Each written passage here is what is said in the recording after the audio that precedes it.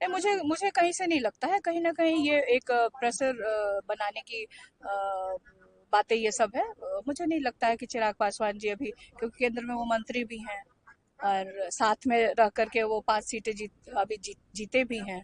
तो सिर्फ चिराग पासवान जी का वोट थोड़ी ना था उसमें, तो भारतीय जनता पार्टी का, जेडीयू का भी वोट था। प्रशांत किशोर लगातार मुख्यमंत्री जी पे सवाल उठाते रहते थे, लेकिन आज अपनी पार्टी बना रहे हैं, कैसे देखती है इसको? देखिए, प्रशांत किशोर जी तरह तरह की बातें मीडिया के माध्यम से ही सुनने को आ रहा है, और आज सुना कि वो अपनी पार्टी को लॉन्च करेंगे। और कुछ मीडिया के भाइयों ने ये भी पूछा कि शायद वो अपनी पार्टी का नाम भी रखेंगे। तो अभी तक जो मीडिया में बातें आ रही थी वो तो जन स्वराज पार्टी के नाम से आ रही थी। क्या अब उसका नाम Bharatiya Janata party B team रखा जाएगा क्या? दीदी, महाराष्ट्र में देखा गया है कि गाय माता को राजमाता का दर्जा दिया गया है। क्या आपको लगता है कि बिहार में भी ऐसा होना चाहिए या कुछ कदम ऐसा उठा सकती है भाजपा?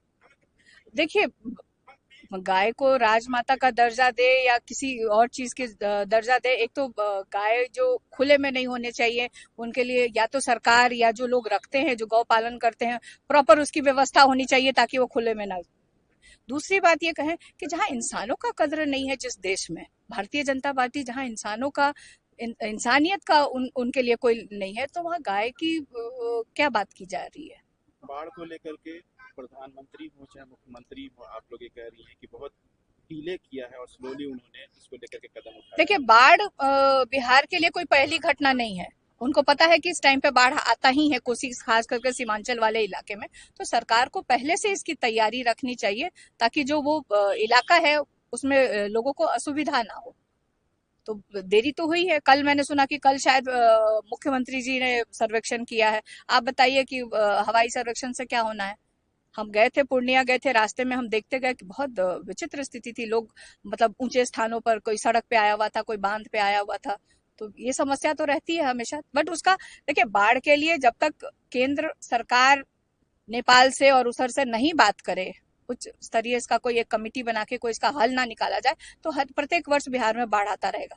लेकिन बाढ़ आता रहेगा, लेकिन उसके उपाय भी तो किए जाते हैं। आपको पता है कि इन इन इलाकों में पानी आता है, तो उसके लिए उचित पहले से वो लोग तैयार क्यों नहीं रहते हैं? चाहे वो मुख्यमंत्री जी हों, चाहे आपदा विभाग के लोग हों।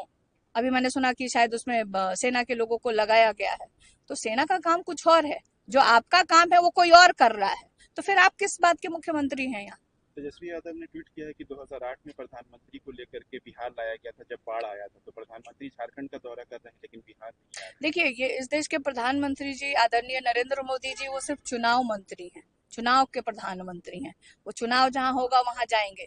लेकिन उनको बिहार ने इतनी सीटें जीत करके दी है, सिर्फ जब वोट लेना होता है तो आकर के बहला के फुसला के तरह तरह के वादे करके ये लोग चले जाते हैं। और जब विपत्ति आती है तो ये लोग मुड़ के देखने का काम नहीं करते हैं। तो मैं बार बार कहती हूँ, बिहार के लोगों को सचेत होना पड़ेगा, जागरूक होना पड़ेगा, समझना पड़ेगा। एक मौका, दो मौका, तीसरा मौका बिहार की जनता ने उनके दल को दे दिया है। अब